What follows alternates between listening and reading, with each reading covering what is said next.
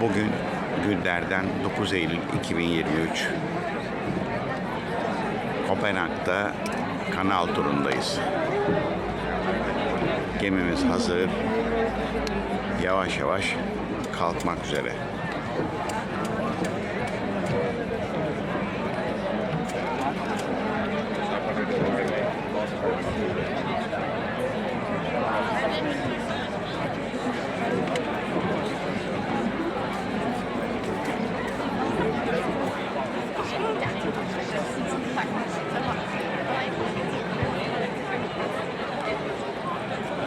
Kanalda Kopenhag'ın ünlü renkli evlerini görüyoruz.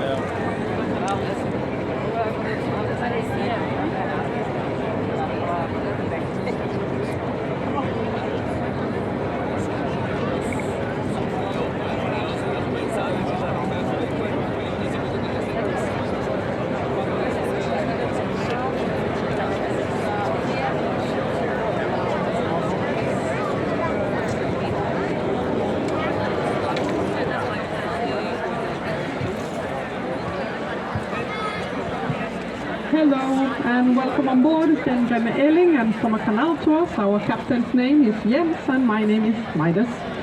Er der nogen, der vil have guiding på dansk, så må I række en arm i vejret. Så ja, det kan vende også på dansk. Ja, velkommen ombord. Den Remme Elling, vores kaptajn hedder Jens, jeg hedder Midas. So main important things first. We're going to sail underneath 14 bridges. Please mind your heads and remain seated. Also no smoking on board due to fire hazard. And then finally, if you need a trash bin, we have some here along the aisle. Vi tager lige det vigtigste først. Vi kommer til at sejle under 14 broer, så I skal passe på hovedet og blive siddende. Desuden så er der ingen rygning ombord, så på grund af brandfare. Og endelig, hvis I skal bruge nogle skraldespande, så har vi nogle her langs midtergangen. We are sailing in Nyhavn Canal right now. It was dug out 350 years ago because the king wanted a waterway passage to the main square we are arriving from. It's called Kongens Nytorv. We're now sailing towards the inner harbour, which departs towards the ocean, both to north and the south. And we're celebrating the 350th anniversary this year of Nyhavn Canal. We're now going to sail underneath the first bridge of our tour. It's the lowest bridge. Please remain seated. Vi skal til at sejle under den første bro på vores tur. Det er den laveste bro af slagsen, og vær venlig at blive siddende. Madam, at the back of the boat, please remain seated. Sit down. Thank you.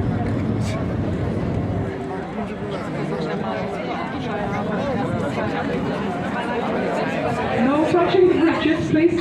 Thank you.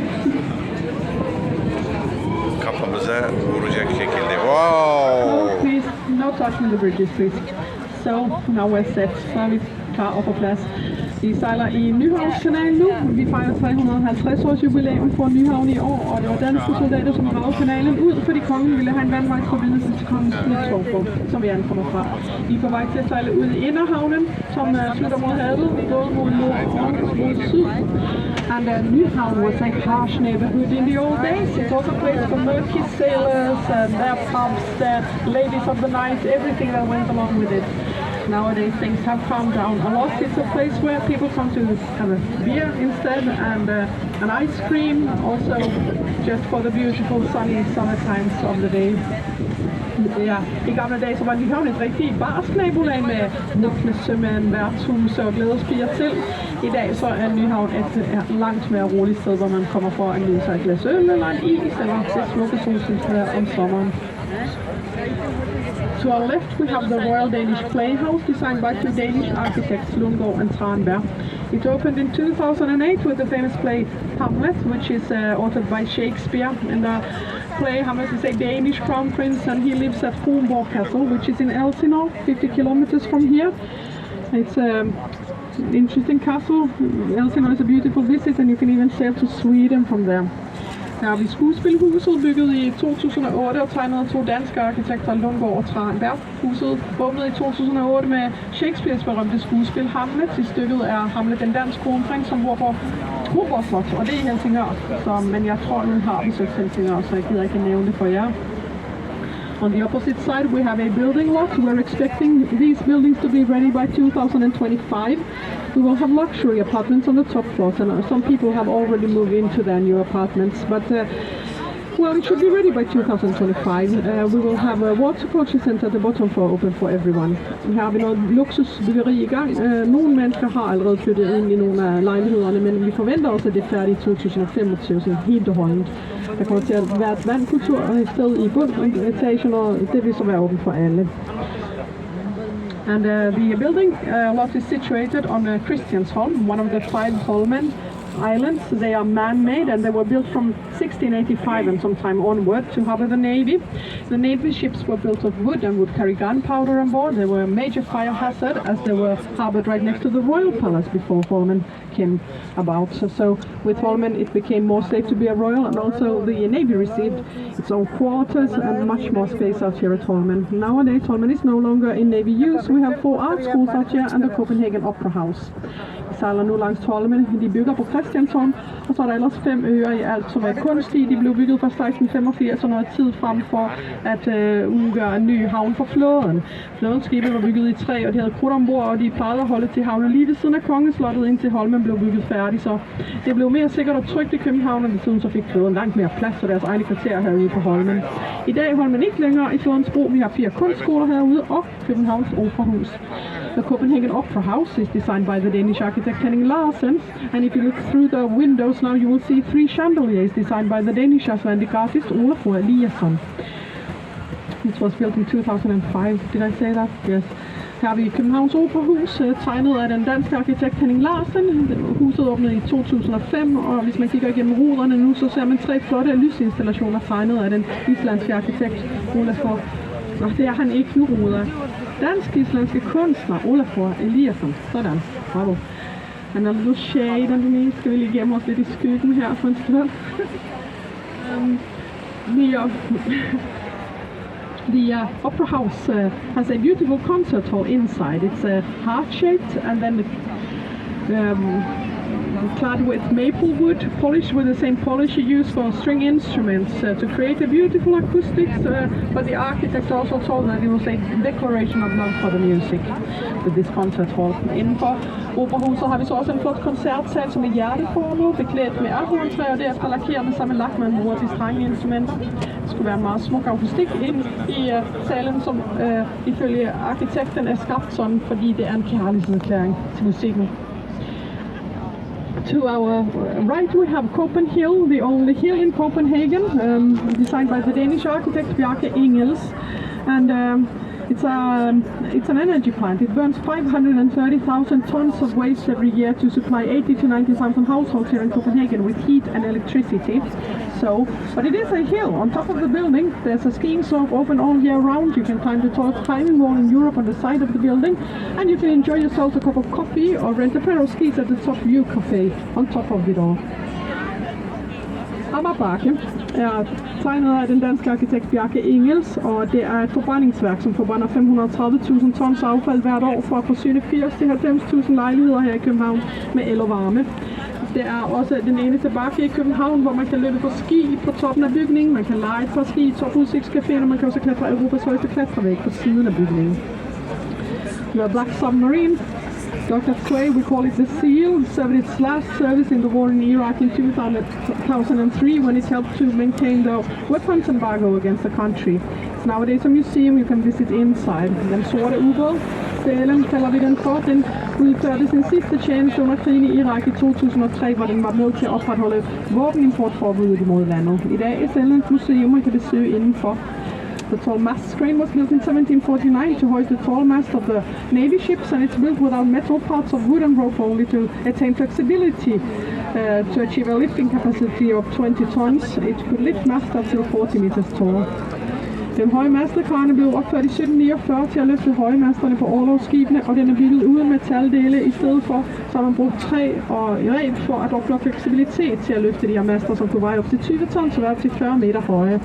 On our left side we have the Royal Sea Pavilions.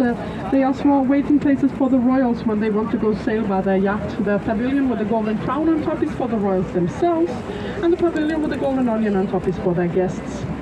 Her er de kongelige søpavilloner, som er små ventesteder for de kongelige, når de skal afsted og sejle med deres yacht. Pavillonen med den gyldne krone på toppen er til de kongelige selv, og pavillonen med det gyldne løg er til deres gæster. We also have the royal yacht itself here in the harbor today. It's the oldest royal ship in the world, built in 1931 here at Holmen in Copenhagen, and its name is Dannebro, like the Danish flag. It's the favored way for the Queen to travel around the country of Denmark in the summertime. I'm just looking upwards because we also have a plane flying a commercial. Jeg kan også se et reklamefly lige over og flyve et eller andet flag. Så vi har her den kongelige jagt i havnen i dag, og det er verdens ældste kongeskib, bygget i 1931 her i København på Holmen. Skibet hedder Dannebro og er dronningens foretrukne rejsemiddel, når hun skal afsted og rejse i det danske sommerland om sommeren. We also have a great frigate here, Peters Kram, and it served during the Cold War from 1966 to 88. It's a Danish flagship. It's nowadays a museum you can visit on board. Den grå fregat, den kalder vi for Peters Kram, og den tjente under den kolde krig fra 1966 til 88 som dansk flagskib. Peters Kram er i dag et museum, man kan besøge ombord. And behind it we have Battery 6, built during Christian VI. That's mid-18th century. It's still in Navy use as the only part left here at Holmen. Behind the battery we have a houseboat neighborhood. Her har vi så Batteri 6 opført under Christian den 6. side på midten af 1700-tallet. Og batteriet er som det eneste tilbage her på Holmen stadig i flådens bro. Bag ved batteriet så har vi sådan en lille husbådskvarter. The large area, industrial area in front of us is called Refshaleøen or Refshale Island, and it used to be a shipbuilding wharf. Det her store industrielle område, Refshaleøen, var engang et skibsværft. The urban riggers is some old containers that are rebuilt to become student apartments. De her gamle container her hedder urban rigger, og de er blevet bygget om til studielejligheder. We have saunas out here too. We have sauna herude på Refshale. And Amager Strand is a beach if you go straight that direction. So if you want to go to the beach today, that's the direction to go. Hvis man gerne vil på strand, så har vi jo Amager Strand lige i den der retning der. The old Wharfs building held house for the Eurovision 2014 Song Contest, and as such the old Wharfs area is nowadays in use for cultural happenings. I dag så er Refshaleøen et sted, hvor man holder kulturelle begivenheder, sådan at Eurovision 2014-konkurrencen blev afholdt i den gamle værftsbygning. We have a bungee jump crane right in front of us. We have a Reffen street food market with lots of people today. It's a place where you go eat and drink and jump in the harbor waters. Vi har sådan en bungee jump faren herude, og vi har rigtig en street food marked, hvor folk tager ud og spiser og drikker og har det sjovt om sommeren. So busy at the waters today. Vi er så travlt på det.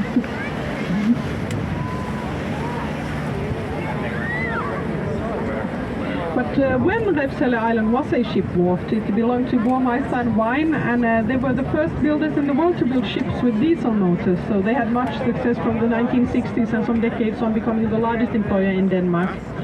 Dengang BOV var et skibsværft, så hørte det til BOV, og BOV var de første til at bygge skibe med dieselmotor, så de har især succes fra 1960'erne og nogle årtier frem, hvor de blev Danmarks største arbejdsplads. In front of us we have Langelinje Quay, a coastal distance of 1.8 kilometers, a coastal pier. We have a small little lighthouse at the end in red and white, and the waters are here 10 meters deep, so it's possible for cruise ships to harbor.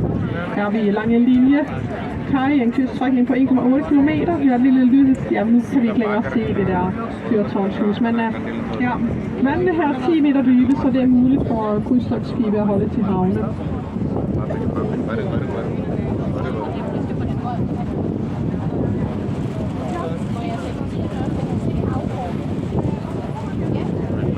We're about to see the most photographed lady in Denmark. Vi skal til at se den mest fotograferede pige.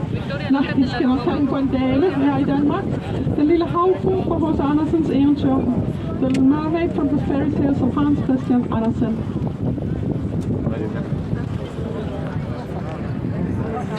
Now do study the back side of the sculpture too. Man kan også tage og kigge på bagsiden for en gangs skyld.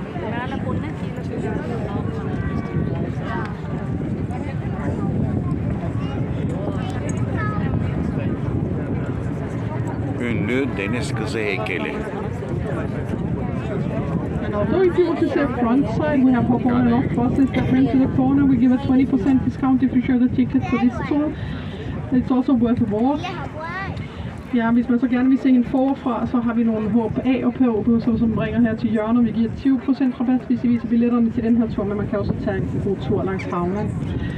So the Little Mermaid, she has been sitting here in the harbour since 1913. She was a gift from the Carlsberg brewery owner Carl Jacobsen, and said that he had fallen in love with a ballet dancer. Her name was Ellen Riese, and she danced the part of the Little Mermaid obviously so well that he chose a sculpture, Evan Eriksen, to create a sculpture of her, just portrayed as a mermaid. In the sculpture, he managed to get the real ballet dancer Ellen Riese to perform model for the head part of the sculpture, while his wife then was the stand-in of the body part. But still, interesting work. Den lille havfru har siddet her siden 1913 som en gave fra Carlsberg Bryggeriernes ejer, Carl Jacobsen. Hun var en gave, fordi at Carl havde forelsket sig i en balletdanser, Ellen Riese, og hun dansede den lille havfrus part. Og så bad han skulptøren Edvard Eriksen om at lave en skulptur af hende. Og skulptøren lykkedes at få den rigtige balletdanser, Ellen Riese, til at optræde model for hoveddelen af skulpturen, men det tog lidt tid. Og så måtte konen stå ind i stedet med at opstille skulpturen, så det lykkedes at få helt skulpturen med hende.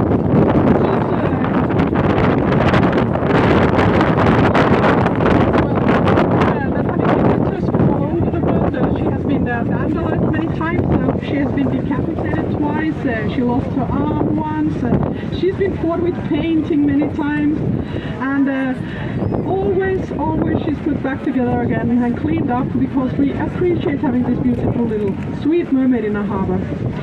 Den lille havfru, altså, så er hun også ude over for gæster fra hele verden over, så har hun også været udsat for en masse hærværk, så hun er blevet halshugget 2 gange, hun har mistet sin arm en gang, hun er blevet overhældt med maling et utal af gange, og hver gang så samler vi hende op igen og renser hende op, fordi vi synes, det er smukt og dejligt med den her fine lille havfru i vores havn. All the views to the opposite side, vi har alting nu på den modsatte side.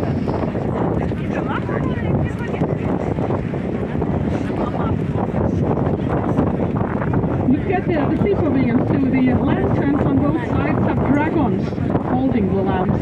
Hvis jeg lægger mærke til de her lanterner lige ved paviljonerne, så er der sådan nogle drager, der holder lamperne. Det er meget fint.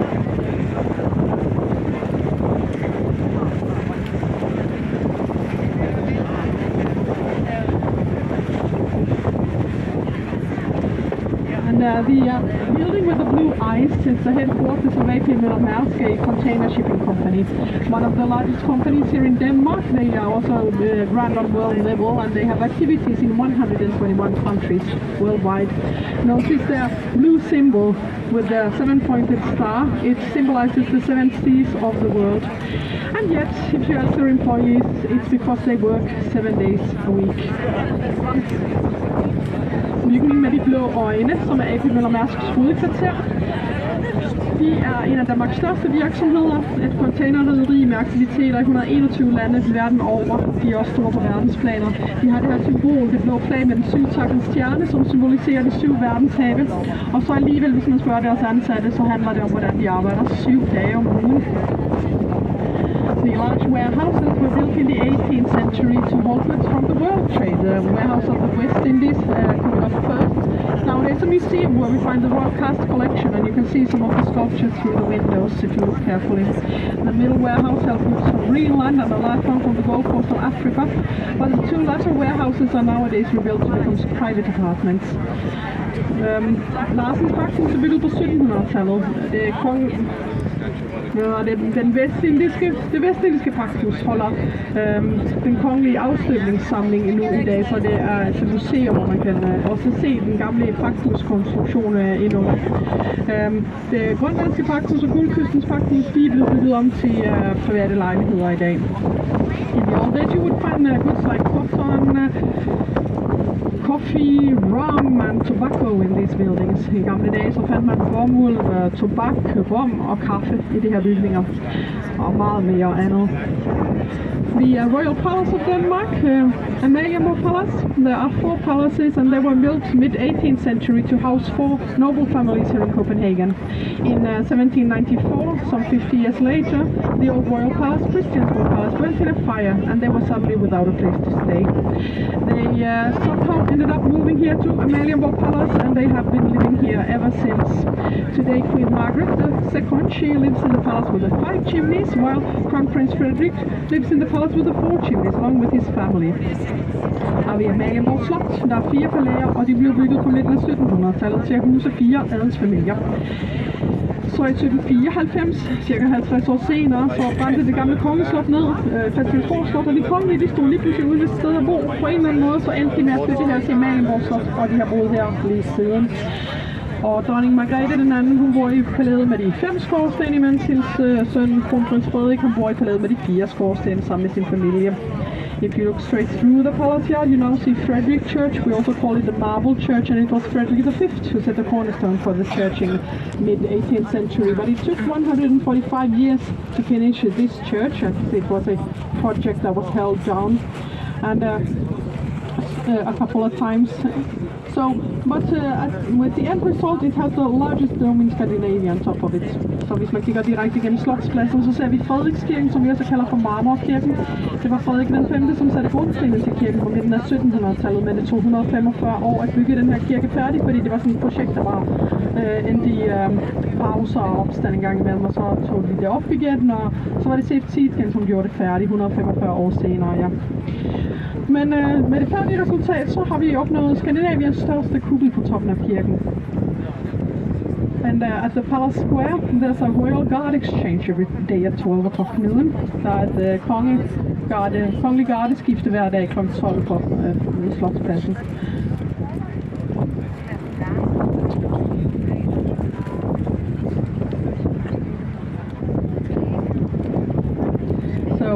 We are now sailing towards Christianshavn's canal, and it was built in the beginning of the 17th century during Christian IV.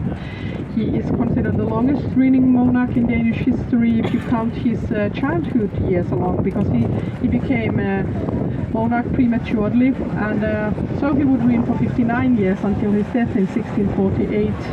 He's one of these kings that are very famous in Danish history, and he would spend much time on waging wars that he lost. He would have 23 children with different women, and he would also build way too much and all the cash on the crown of the state. He would build small projects, large projects, and huge projects like Copenhagen. It was built from a small little medieval town into a flourishing Renaissance city with everything, and extended city walls too.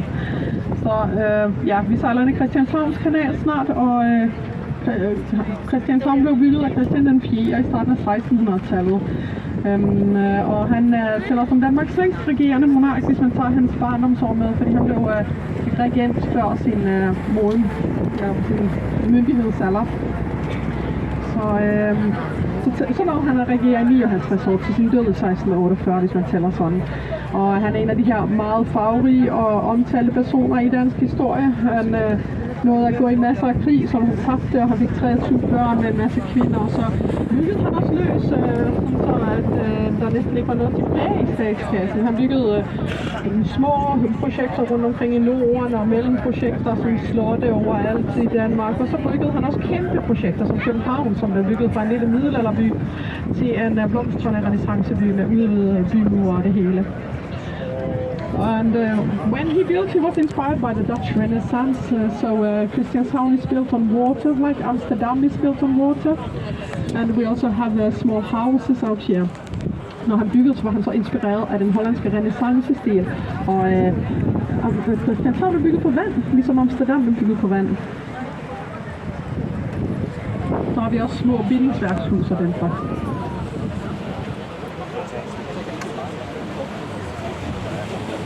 This Christianshavn is also called the Paper Island because it used to store the newspaper vault some decades ago. Her på Papirøen, Christianshavn bliver også kaldt på Papirøen, ja.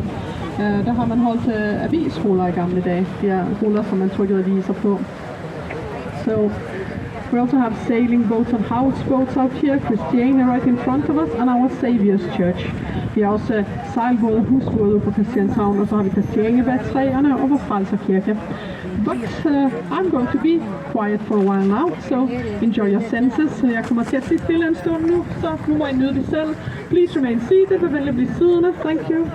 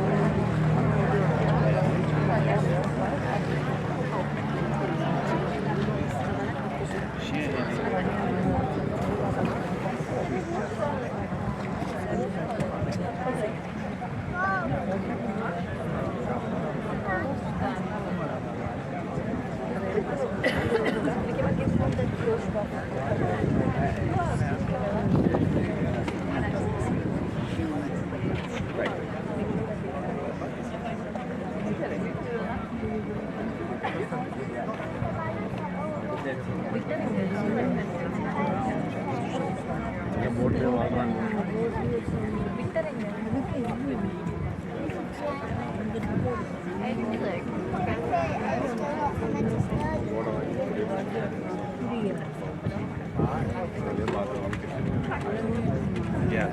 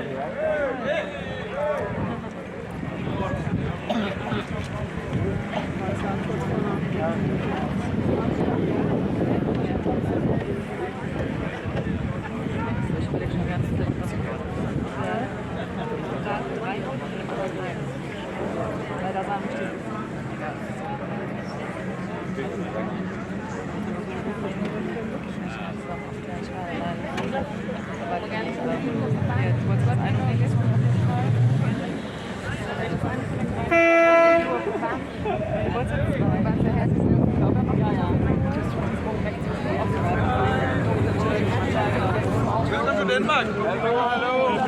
Hallo. Hey, god luck med det møde.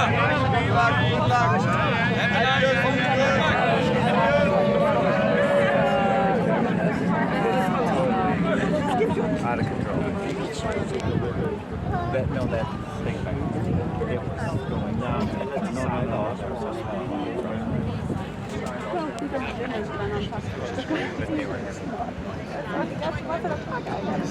But yeah, look at all this. I mean, a day like today.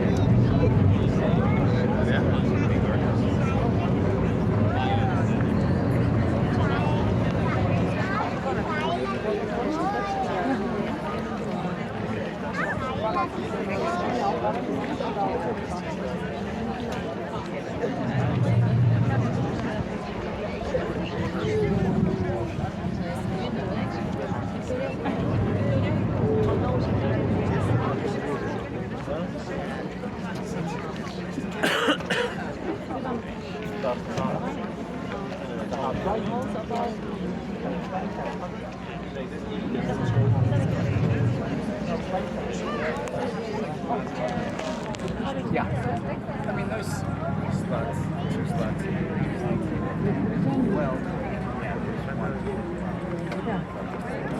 Do you sit down? Mấy chiếc tàu mình nó áo pháp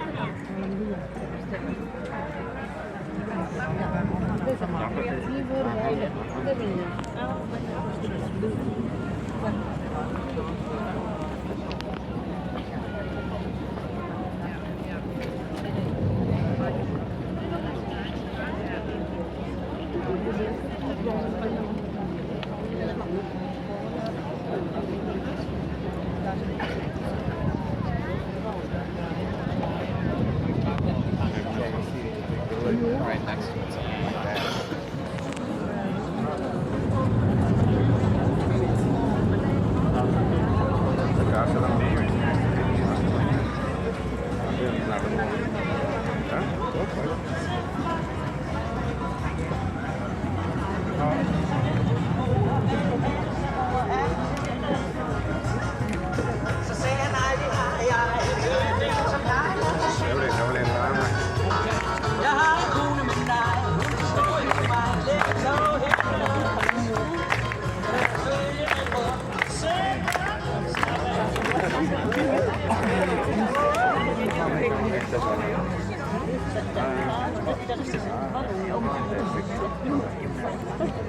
So eine richtige Scheiße, Kartoffelform. Alles für die Abfallswert. Hier noch viel Turi-Fahrer.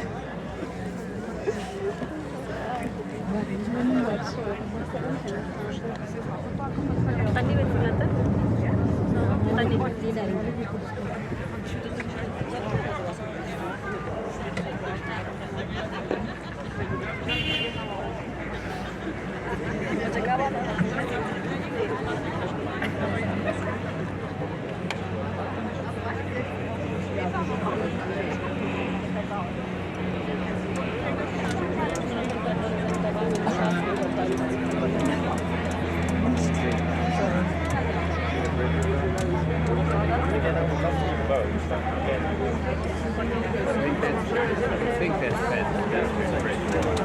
Okay, we now soon have a chance to see our Saviour's Church, and it's a close view, very short left to the bridge, right after the bridge. So, and it has a characteristic tower with a spiral staircase evolving around the tower. On the outside, the stair has 400 steps, and we're carried to the top of the tower, crowned with a golden globe, and our Saviour waving his flag. Vi skal til at se vor Frelser Kirke med sit karakteristiske tårn. Tårnet har en snoret trappe, som snor sig rundt om tårnet på ydersiden. Der er 400 trin i trappen, og så er vi bragt til toppen af kirken, som er kronet med en gylden globe, og vor Frelser, som står og vifter sit flag. Og det er et meget kort syn straks efter broen til venstre, så man skal lige have sit kamera oppe, hvis man vil se det. The church was built in late 17th century, and the tower was finished by the architect Laurits de Turu in mid 18th century. Så kirken blev opført i slutningen af 1600-tallet, og så var det Laurits de Turu, som byggede tårnet færdigt på midten af 1700-tallet. I must say, Copenhageners are the southerners of northern countries, and a day as this is so obvious. I København er vi altså Nordens sydboer, og det synes jeg er lige så tydeligt for en dag som i dag. Please remain seated, vær venlig at blive siddende. Thank you.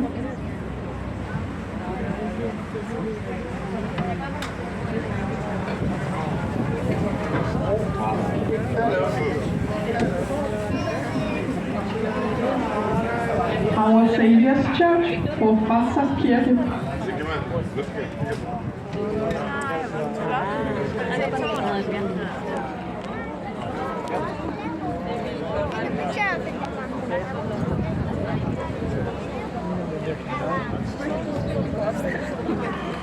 We also have the most photographed tree in Denmark. Vi har også det mest fotograferede træ i Danmark her.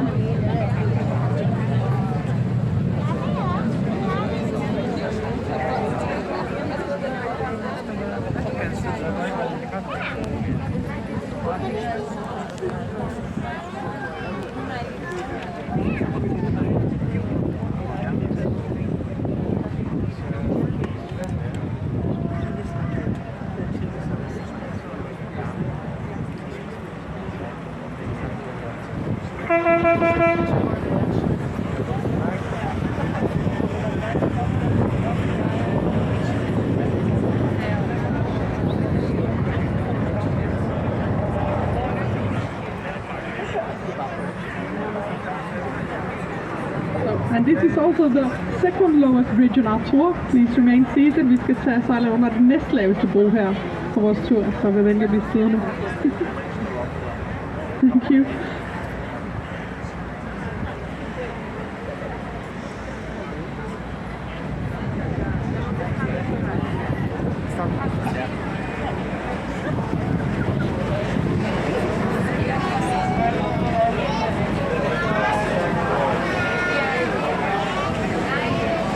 No touching the bridges, please. Thank you.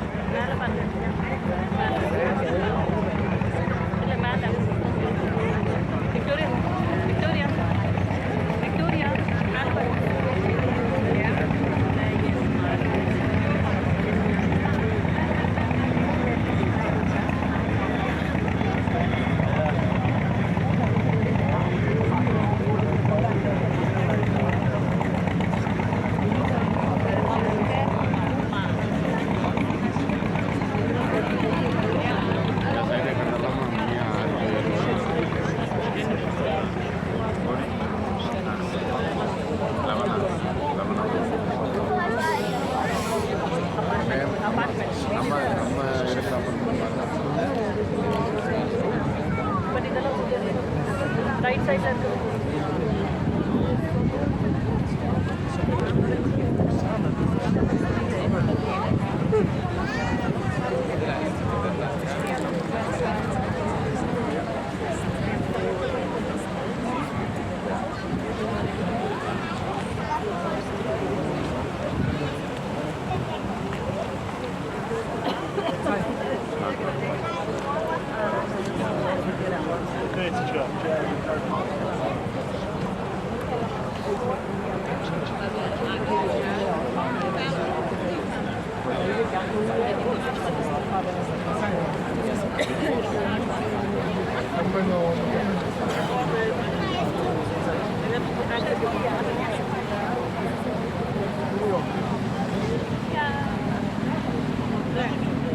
So, and the bridge in front of us, called the Circle Bridge, is designed by the Danish Icelandic artist Olaf Eliasson. It's built with platforms so you can stay on the bridge for a while and have yourselves a rest or just a beautiful view of the harbor.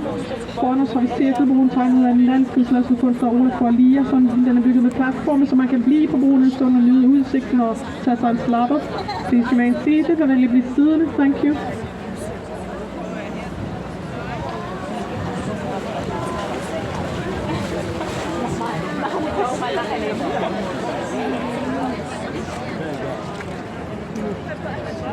And straight in front of us we have the black diamond, built of black granite from Zimbabwe. It has a 7-degree tilt to catch the reflections of the water surface, and it contains the Royal Library of Denmark. Foran os har vi den sorte diamant, bygget af sort granit fra Zimbabwe. Bygningen har en 7-gradsældning, som falder vand over faldens refleksioner, og indenfor har vi det kongelige bibliotek. It was finished in 1999 as an extension to the earlier library.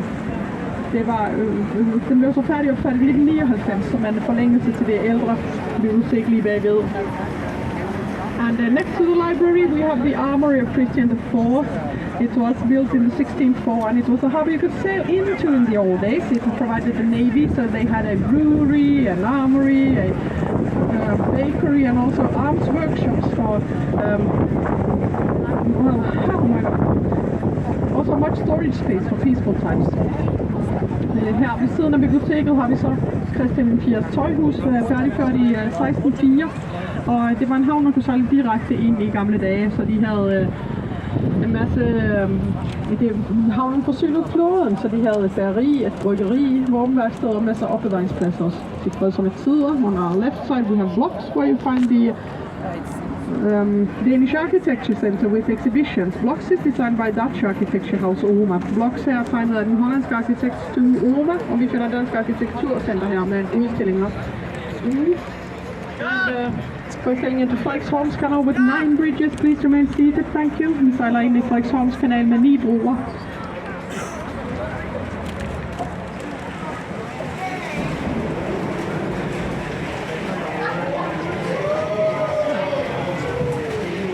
At the border we have the brewery of Christian IV, and it was part of the armory back then. Her på hjørnet har vi så Christian IV's bryghus, som var en del af tøjhuset dengang. Please remain seated, vær venlig blive siddende, thank you.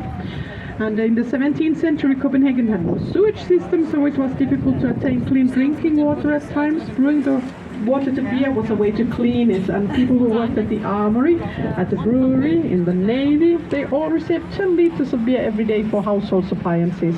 And even children had beer because it had low alcohol content, so in the end they probably had not so much to drink each. But fortunately it was without alcohol. Længere på 1600-tallet så havde København ikke noget kloaksystem endnu, og der var det til tider vanskeligt at opnå rent drikkevand. Man bryggede vandet til øl for at rense det, og folk som arbejdede på tøjhuset, på bryggeriet og i flåden, de fik 10 liter øl med hjem hver dag i husstandsbehov, og selv børn drak det her øl, fordi det havde lavt alkoholindhold, heldigvis. This is a lighthouse boat. If you look upwards, it was built in 1878. It's a fyrtårnsskib bygget i 1878.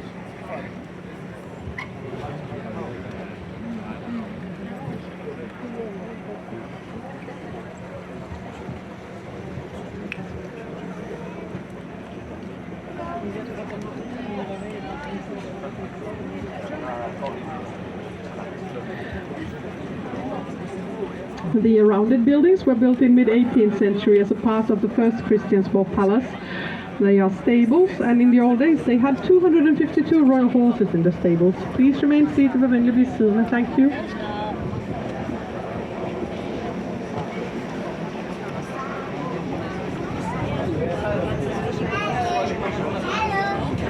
De her rundebygninger her, de blev opført på midten af 1700-tallet som en del af det første Christiansborg Slot, og det stalle. I gamle dage så holdt man 252 kongelige heste i stallene, og i dag har vi stadig 20 heste, som går tur rundt omkring i København. We still have 20 horses that are taken for walks around Copenhagen every day.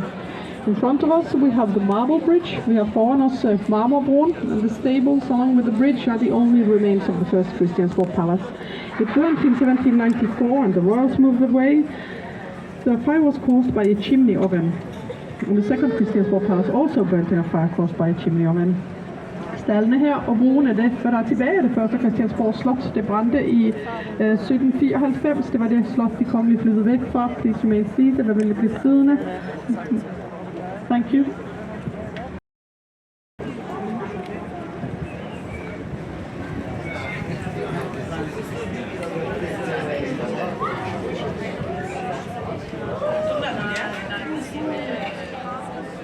Ja, branden var årsaget af en kamine, og det andet Christiansborg Slot, det brændte også i en kaminebrand. Det tredje Christiansborg Slot, det er der står nu. The third Christiansborg Palace is the one we have now. On our left side we have the National Museum in the Princess Palace, as the building is called, designed by the Danish architect Nikolaj Eitved. Her på venstre har vi som Nationalmuseet, som holder til i Prinsens Palæ, som er tegnet af Nikolaj Eitved. And he also designed the first Christiansborg Palace, the same architect. First Nikolaj Eitved som tegnede det første Christiansborg Slot. We are going to sail underneath the Storm Bridge, and it's the narrowest bridge on our tour, so now you have to pull arms, legs, limbs, especially elbows into the boat. Vi skal til at sejle under Stormbroen, og nu skal I lige hive albuer og alt muligt ind i båden. And the people at the bottom of the boat corners, smite your head a little more, and also then please remain seated, but then you'll be siddende. Thank you.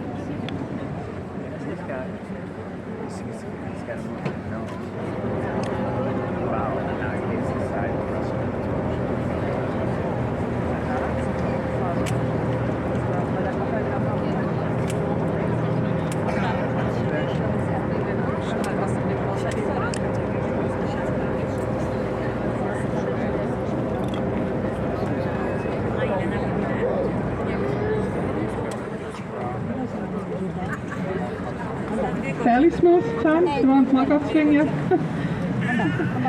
We are now sailing around the Slottsholmen, and it translates to the Castle Islet. It's a natural island, and there's been a palace at the spot of Christiansborg Palace since 1167, so this has been a power center since then.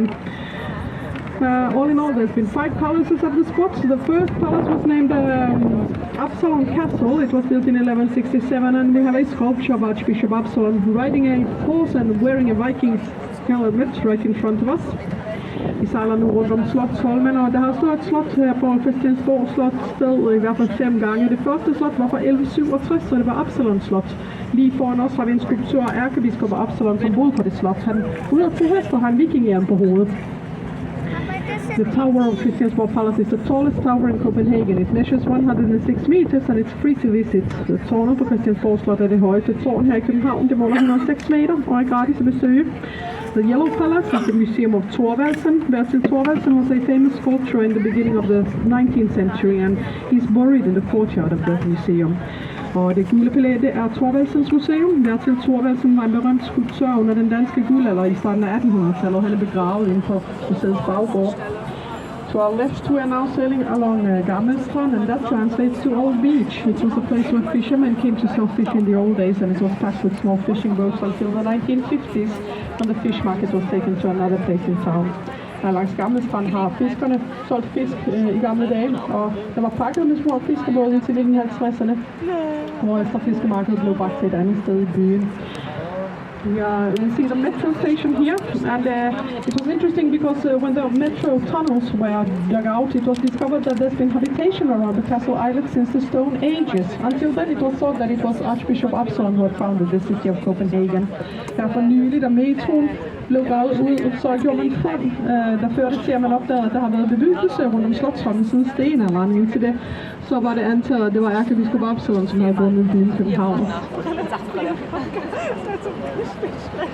And please remain seated, med venlig bliv siddende. Madam at the back of the boat taking pictures. Thank you.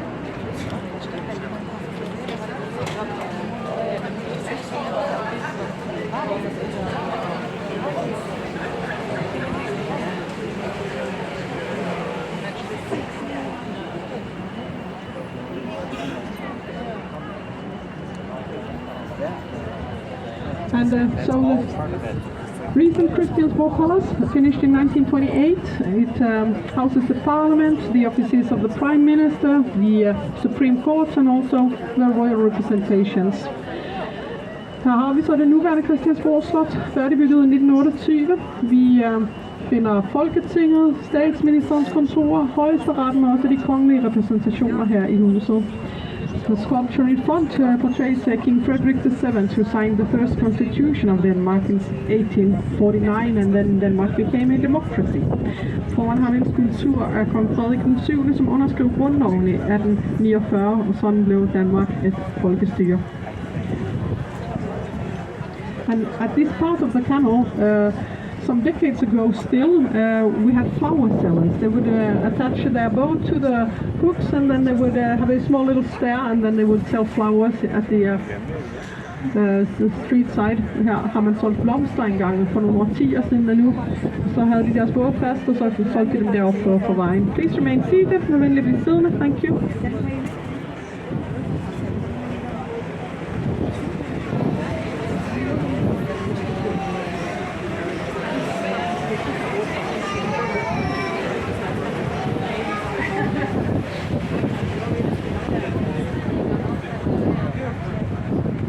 And the Roman Church was the church of the Navy for some centuries.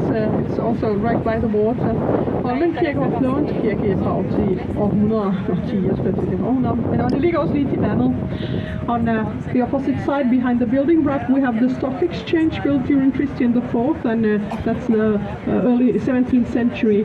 I mentioned the Dutch Renaissance style of architecture, and here we have it. Also notice the strange tower made of 4 dragon tails entwined into each other. Christian IV loved details like these. Her har vi så bør, som byggede under Christian den 4. tid i starten af 1600-tallet. Vi genopfører de gamle mursten. Og her er et rigtig godt eksempel på den hollandske renaissance-stil. Han kan også, Christian den 4. var også rigtig glad for sådan nogle mærkelige detaljer som 4 draghaler, der er slået sammen i et spir. Please remain seated, vær venlig at blive siddende. Thank you. In the old days, the stock exchange was an indoor market where commodities were sold from all over the world. I gamle dage var børsen et indendørsmarked, hvor man solgte varer fra hele verden.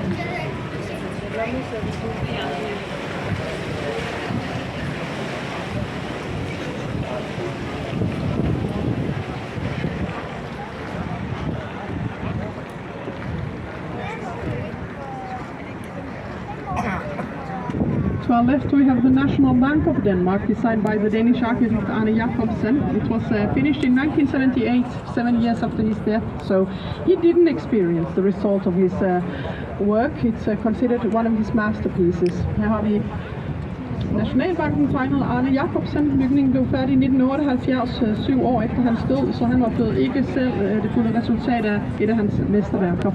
On the opposite side we have the kayak bar, where you can rent a kayak for free for 2 hours if you collect trash as you paddle around your way. Her på kayak bar kan man leje en kajak gratis i 2 timer, hvis man kommer på affald, mens man padler afsted. Please remain seated, og vælger at blive siddende, thank you.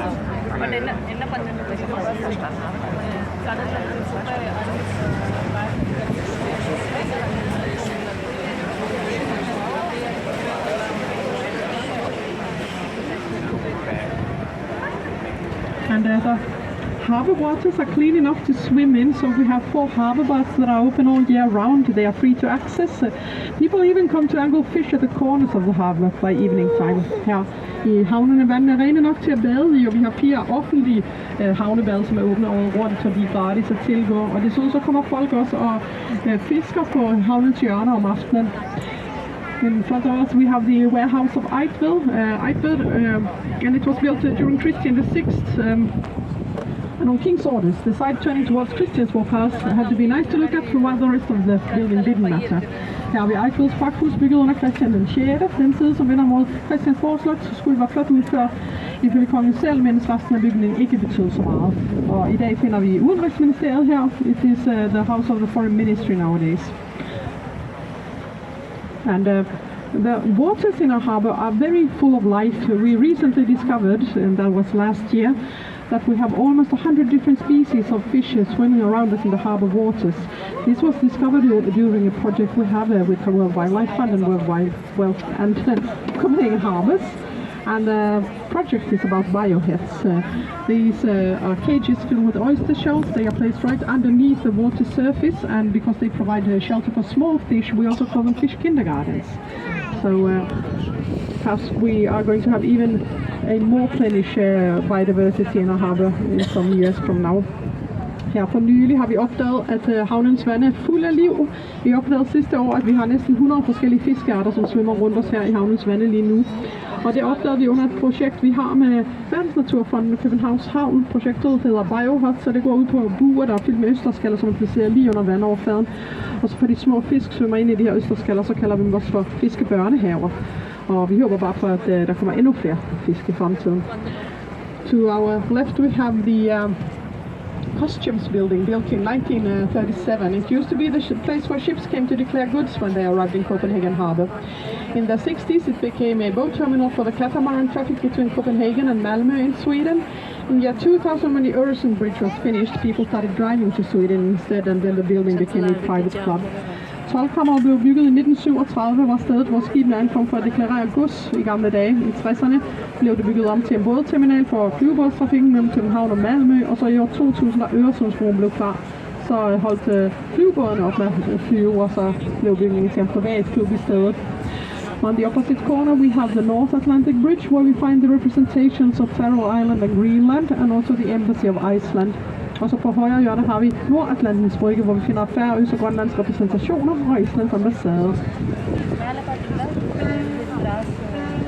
The Inner Harbour Bridge is also called the Kissing Bridge because the ends meet like a kiss, and because people kiss underneath the bridge.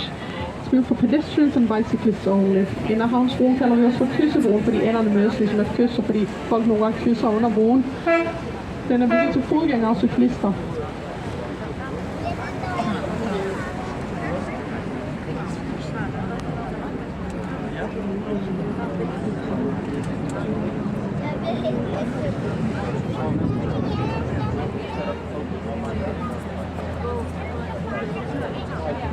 Actually, we have 15 bridges on our tour if we count the Inner Harbour Bridge along, but it's so tall, I don't count it. Det er sådan 15. bro på vores tur, hvis man tæller den med, men plejer ikke, fordi den er så højt op.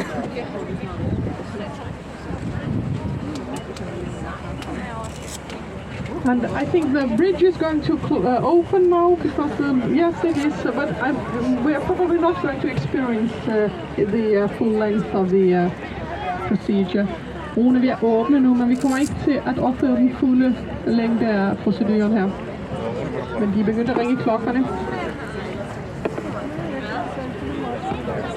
And Copenhagen is only second to Amsterdam with bicycle culture. We want to be the best in the world at bicycle culture. Ja. Vi er kun nummer 2 i forhold til Amsterdam i forhold til cykelkultur her i København, og vi vil gerne være bedst til det.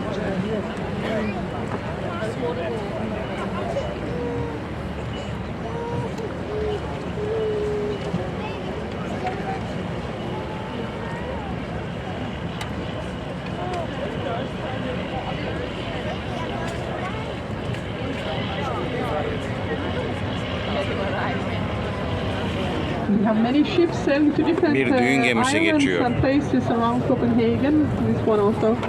Der er mange både her fra København sejler til forskellige øer og nærområder omkring København.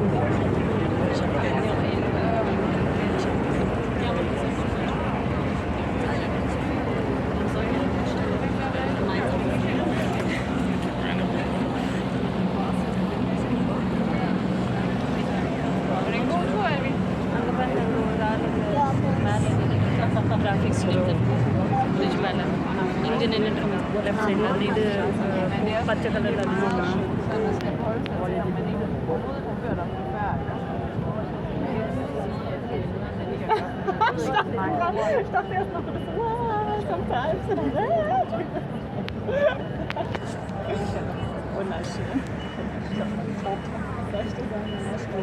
ಹಿಂಗೆ ಬಂದು ಬೋಟ್ ಹಂಗಿಂದು ಇದು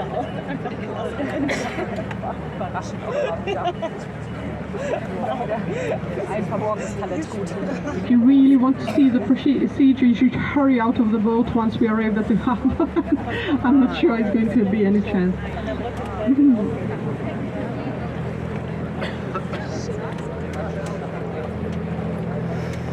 We're now sailing back into Nyhavn Canal again. We provide in Nyhavn Canal again. And Nyhavn was a very favorite neighborhood for the famous fairy tale author Hans Christian Andersen. He lived here for 20 years of his life. He lived in number 67, the tall white building with a balcony. He also lived in number 20 and even in number 18, where he lived until his death in 1875. Yeah.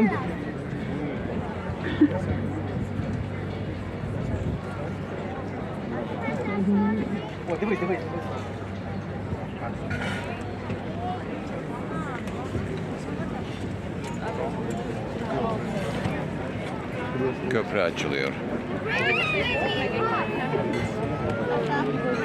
Demin size düğün alayı dedik. Çok özel bir düğün için köprüyü açtılar.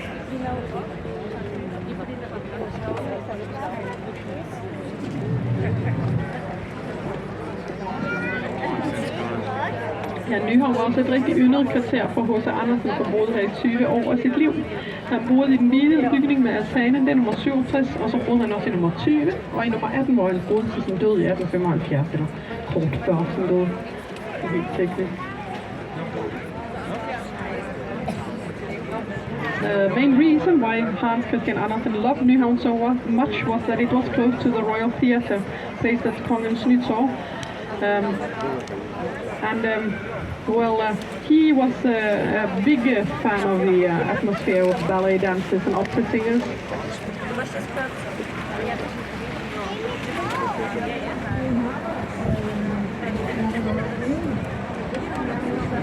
He would spend all his days at the theatre, and he did everything he could to get at least 1 or 2 small plays to be performed at the theatre. And he wrote about this in his diaries. He was also a romantic heart. He fell in love with everyone, but he had a really poor chance in love. Grunden til, at H.C. Andersen var så glad for Nyhavn, var, at det lå tæt på Kongens Nytorv og det kongelige teater. Han elskede det kongelige teater. Han rendte derover hver dag, hvis han kunne. Han kunne godt lide den her atmosfære med balletdanserne og operasangerinder, og han forsøgte også at få skrevet et par små stykker til teatret. Det lykkedes vel at få gennemført et par af dem.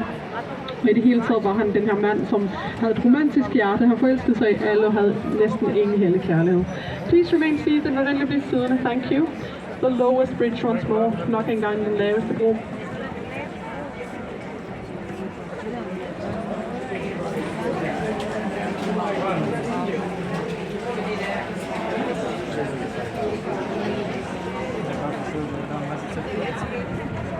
We also have number 20 here, number 18. And yes, during his lifetime, he wrote 156 fairy tales. He also wrote travel descriptions as he traveled a lot. And also he wrote diaries, as I mentioned. H.C. Andersen han nåede at skrive 156 eventyr under sin livstid, og nogle af dem har han skrevet her på sin værelse. Så skrev han rejsefortællinger, fordi han rejste en hel del, og så skrev han dagbøger. Det er derfor, vi ved så meget om hans private liv. So many of the buildings, they are some centuries old, I think about 3, but the oldest we have is the blue building with a pointed rooftop. It was built in 1681. And it spells on the building as well. Ud af de her bygninger, vi har sådan lidt forskellige tidsalder. Jeg tror, nogle af dem er 200-300 år gamle, og den ældste, det er den blå bygning med det spidse hustag. Bygningen lå opført i 1681, som det står på gavlen. And we're reaching the end of our tour, so please remember your belongings and do remain seated until we're safely attached to the quay. We will let you know when. Also, mind your step-ons getting off board. Ja, vi er ved turens slutning, så husk jeres ting og pas på trinnet, når I træder af bord. Og bliv endelig siddende, indtil vi er sikkert fast til kajen. Det skal vi nok give besked om, hvornår er. Og så er vi kaptajnen og jeg. Takker jer for at sejle med os, og ønsker jer en dejlig dag i smukke København. The captain and I want to thank you for sailing with us and wish you a beautiful day in wonderful Copenhagen. Thank you! Kopenhag'ı 1 saat 6 dakika 29 saniye ile kanaldan size tanıttık. Bir başka videoda buluşmak umuduyla.